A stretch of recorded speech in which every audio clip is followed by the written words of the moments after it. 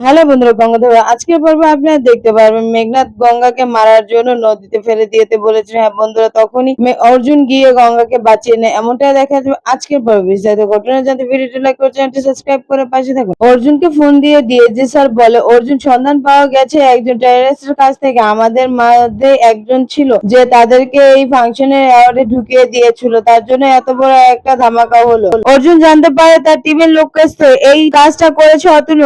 অতনু তখন তার রুমে বসা ছিল, সে ভিতরে গেল এবং অতনুকে জিজ্ঞাসা করলো, আমি তোমাকে স্পেশাল টিমের জন্য সিলেক্ট করেছি আর তুমি এত বড় বিশ্বাসঘাতকতা করলে পুলিশ টিমের সাথে। এই বলেছে অতনুকে একটা থাপ্পড় মেরে নিচে ফেলে দেয়। তখন অতনু বারবার মাপ চাইতে থাকে কিন্তু অর্জুন মাপ করে না, বলে ও কি জামাই আদর করার জন্য আমার এখানে বসিয়ে রেখেছো, নিয়ে যাও ওকে, ওর চেহারাও আমি দেখতে চাই না, ও এত বড় বিশ্বাসঘাতকতা করতে পারে। তখন তাকে টেনে নিয়ে যায় তার সহকর্মী। তখন সে রাগে আপসেট হয়ে চেয়ারে বসে পড়ে। আর এইদিকে গঙ্গা ঘরে বসে বলছে যে আমি এই থাপ্পড়টা কোনোদিনও ভুলবো না, স্যার আমাকে থাপ্পড় মেরে জড়িয়ে ধরেছে, নিজের গালে নিজেরই চুমু খেতে ইচ্ছে করছে, কখনোই আমি ভুলতে পারবো না এই দিনটার কথা, এই সময়টার কথা। স্যার আমাকে এত ভালোবাসে, সকলের সামনে আমাকে জড়িয়ে ধরলো। অর্জুন তখন সেদিক দিয়ে যাচ্ছিল, গিয়ে সে দরজায় উঁকি মেরে দেখে যে গঙ্গা নাচানাচি করছে, লাফালাফি করছে, গান গাইছে, কারণ সে পাগল হয়ে গেছে। অর্জুন তাকে জড়িয়ে ধরেছে, হাত থাপ্পড় মেরেছে এর জন্য। তখন অর্জুন বলে, এই মেয়েটা মনে হয় আসলেই পাগল, কি করছে এসব, এসব তো আর দেখতে ভালো লাগছে না, কি থেকে কি করছে সে নিজেও জানে না, সে নাচছে গান গাচ্ছে, কোনো দিকে তার খেয়াল নেই, সে দেখতেই পায়নি অর্জুন যে সেখানে। তখন সে অর্জুন সেখান থেকে চলে যায় এবং রাস্তার মাঝখানে ধাক্কা খায় উদয়ের সাথে। তখন উদয় বলে, কিরে কোথায় গিয়েছিলে? বললো গঙ্গার ঘরে গিয়েছিলে, গঙ্গার ঘরে পাড়ি দিয়ে আসছিলাম, দেখলাম মেয়েটা কি পাগলের মতো নাচছে। তখন বললো উদয়, চল আমার সাথে, তোর সাথে কিছু কথা আছে। তখন অর্জুনকে নিয়ে গেল উদয়নদা, গিয়ে এক জায়গায় বসার পরে বললো, দাদা ভাই তুমি কখনো দেখেছো কোনো মানুষ থাপ্পড় খেয়ে গান করে নাচ করে? তখন বলে, তুই কি গঙ্গার কথা বলি? গঙ্গা আসলে অন্যরকম একটা মেয়ে, তুই বুঝতে পারিস না, ও কতটা তোকে ভালোবাসে। তখন অর্জুন বলে, দাদা ভাই এটা কখনোই সম্ভব না, তুমি জানোই মেঘনা অহনার সাথে আমার কমিটমেন্ট আছে, আমি কখনোই গঙ্গাকে ভালোবাসি, ওই বিয়েটা আমাদের মেনে নেওয়া সম্ভব না, ও জেনে বুঝেও যদি এরকম পাগলামি করে তাহলে কিভাবে হবে? আমি তো এইসব কথা ওকে বলতে পারছি না এখন। তখন বললো, আমাকে তো অহনাকে এইসব কথা জানাতে হবে। এই কথা বলে সে সেখান থেকে বের হয়ে গেল। এদিকে অহনাদের বাড়িতে ছিল মেঘনাথ। মেঘনাথ বলছে গঙ্গার প্রতি অর্জুন কিভাবে উইক হয়ে পড়ছে দিন দিন, তুমি বুঝতে পারছো না? তখন অহনা বলে, বুঝে কি করবো, যেদিকে যেই কাজটাই করে এই মেয়ে সব দিক থেকে পার হয়ে যায়, কোনো দিকে এই মেয়েকে আমরা হারাতে, সব জায়গায় সে নিজেই জয় হয়ে যায়, আমরা হেরে যাই। তখন মেঘনাথ বললো, মাথা ঠান্ডা রাখো, ঠান্ডা রেখে বসে থাকো, দেখবে অর্জুন তোমার সাথে দেখা করতে হবে, তোমার সাথে কথা বলতে হবে, তুমি যদি এত টেন্স হয়ে যাও, এত টেনশন করো, তাহলে কিভাবে হবে? তখনই বাহিরে অর্জুনের গলা পাওয়া যায়। অর্জুন বলছে, না তুমি কি ভিতরে আছো, আমি এসেছি। তখন মেঘনাথ এই শুনে ছুটে দৌড়ে পালালো, পর্দার পিছনে লুকালো। আর এইদিকে অহনার সাথে কথা বলছিল অর্জুন। অর্জুন বলছে, কারো একটা কথা শুনলাম গলা। তখন সে পর্দার পিছনে যেতে চাইলো কিন্তু অহনা কোন রকম আটকালো আর বলল, পুলিশের নাক যে কোনো ভাবে গন্ধ তো পেয়েই যায়। তখন বললো, এই শোনো অর্জুন, তুমি এত সন্দেহ করো কেন? এখানে কেউ নেই, আমি ওই ফোনটা দেখছিলাম, পাপার সাথে কথা বলছিলাম লাউড স্পিকার দিয়ে, এটা আর কিছু না। তখন বললো, ও আচ্ছা ঠিক আছে, শোনো তোমাকে কিছু বলতে চাই, আজকে যে ঘটনাটা দেখলে ওটা পুরোপুরি সত্য না, কারণ আমি ওর জান বাঁচানোর জন্য এরকম করেছিলাম। ও নিজের জানের পরোয়া না করে সবার জন্য এত দূর পর্যন্ত হেরেছে, তার জন্য আমি আব্রত হয়ে তাকে জড়িয়ে ধরলাম। তুমি এটা নিয়ে কোনো কিছু মনে করো না, আমি তোমাকে বিয়ে করব। এটা শুনে অহনা অনেক খুশি হয়ে যাবে এবং তাকে একটা শর্ত বলে দেয় যে, অর্জুন তুমি আজকে রাতেই গিয়ে গঙ্গাকে ডিভোর্সের কথা বলবে, তুমি সম্পূর্ণটা ওনাকে জানিয়ে দিবে যে তুমি ওর সাথে না আমার সাথে থাকতে চাও। তখন অর্জুন বলে, আচ্ছা ঠিক আছে আমি জানাবো। এটা শুনে তো খুশিতে অর্জুনকে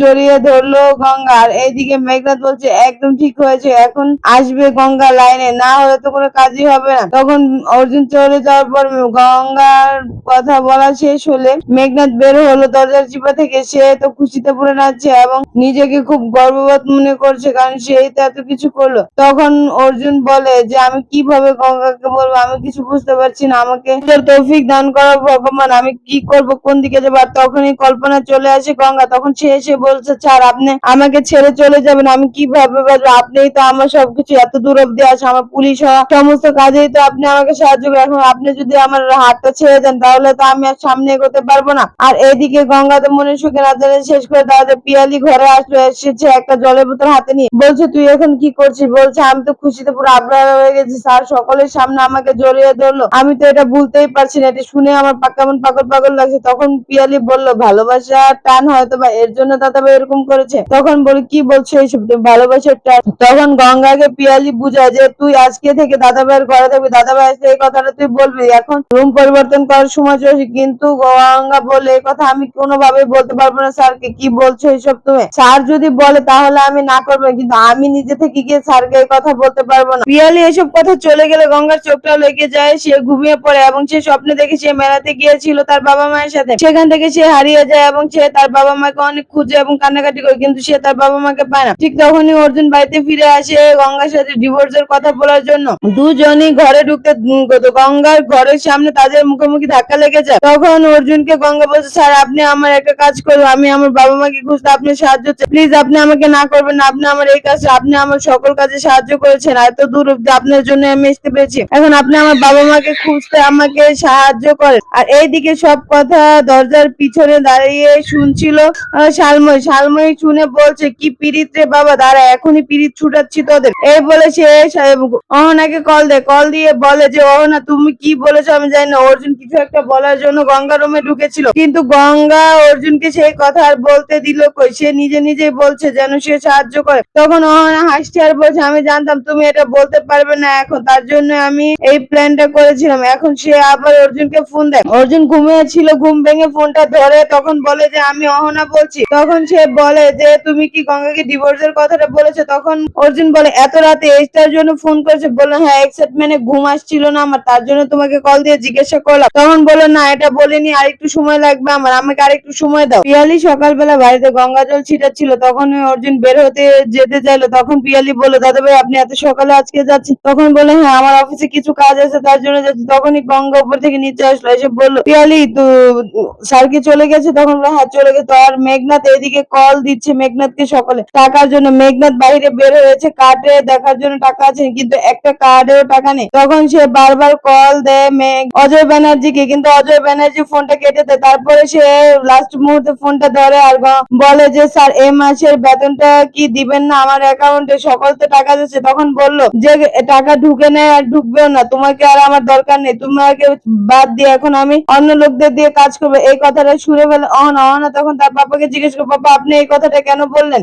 মেঘনাথ দা আপনার সব গোপন তথ্য জানে, যদি ও সবকিছু ফাঁস করে তখন আপনি কি করবেন? তখন বলে সমস্যা নেই, টাকা হলে সব মানুষ কিনে যায়, তোমাকে বলছি কতদিন ধরে যে অর্জুনকে নিজের দিকে করে নাও, তুমি তো পারছো না। অর্জুন যদি আমাদের দিকে থাকে তাহলে আর এত সমস্যা হবে না, অন্য মানুষদের টাকা পয়সা দিতে হবে, তুমি কেন এটা বুঝো না? তুমি এতদিন এই কাজটা করতে পারলে না অর্জুনকে নিজের দিকে আনতে? মেঘনাথ তখন রেগে গিয়ে বলছে, গঙ্গা তুমি আমার পেটে লাথি মেরেছো, সব দিক দিয়ে আমার ইনকাম তুমি বন্ধ করেছো, আজকে তোমার খবর আছে, তোমার আজকে সেই দিন, তোমার খুব শখ না ড্রাগ সাপ্লাইদের ধরার, সেখানে তোমার আজকে মরণ হবে। তখন গঙ্গাকে ডেকে পাঠালো পুলিশ স্টেশনে। গঙ্গা আসলো এবং তাকে বললো যে একটা ড্রাগসের মামলা আছে, সেখানে তোমাকে যেতে হবে। তখন একজনকে যেতে বললো তার সাথে, তখন আরেকজন এসে বললো স্যার ও তো আমার সাথে যাবে মার্ডার কেসের মামলা, তাহলে কে যাবে গঙ্গার সাথে? তখন বললো আমিও তো একটা কাজে যাব। তখন ও গঙ্গা বললো আমি জানি স্যার আপনি এটা ইচ্ছা করে করছি, সমস্যা নেই, আমি একাই যাব, গিয়ে সকলকে ধরবো এবং সকল কিছু উদ্ধার করবো, আপনি চিন্তা করবেন না। তখন মেঘনাথ চিন্তা জাগানোর ভান করে বললো যে যদি কোনো সমস্যা হয় আমাকে ইনফরমেশন করবে, আমাকে ইনফর্ম না করে কোনো কিছু করবে না, একা একা কোনো অস্ত্র করতে গিয়েও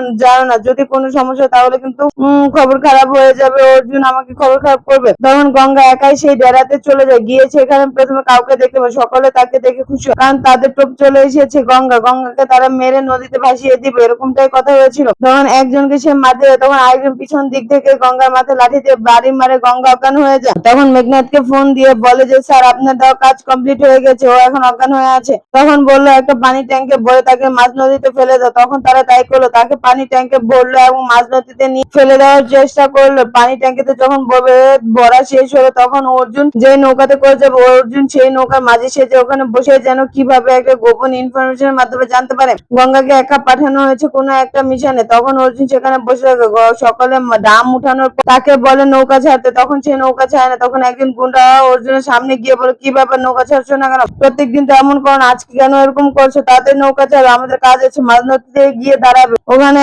একটা ড্রাম ফেলতে হবে। তখন সে বললো যে এখনো তো অ্যাকশন বাকি আছে, এত তারা কিসের, অ্যাকশন শুরু করতে হবে না। তখন অর্জুন দাঁড়ালো, একজনকে নৌকার হাতল দিয়ে বাড়ি মেরে নদীতে ফেলে দিল। তখন আরেকজন জিজ্ঞেস কে তুমি? তখন অর্জুন তার মুখোশটা খুললো এবং বললো আমি ওসিপি অর্জুন চ্যাটার্জি। এটা শুনে সেখানে থাকা সকল গুন্ডারা ঘাবড়ে গেল এবং তার সাথে মারামারি লাগিয়ে দিল, কিন্তু তারা তো জিতবে না, কারণ অর্জুনের সাথে গঙ্গা আছে। গঙ্গাকে বের করলো ডাম থেকে, অর্জুন বের করে একত্রে দুজন মিলে তাদের সাথে লড়তে শুরু করলো। ভিডিওটি ভালো লাগলে লাইক করে চ্যানেলটি সাবস্ক্রাইব করে পাশেই থাকুন শুরু থেকে শেষ।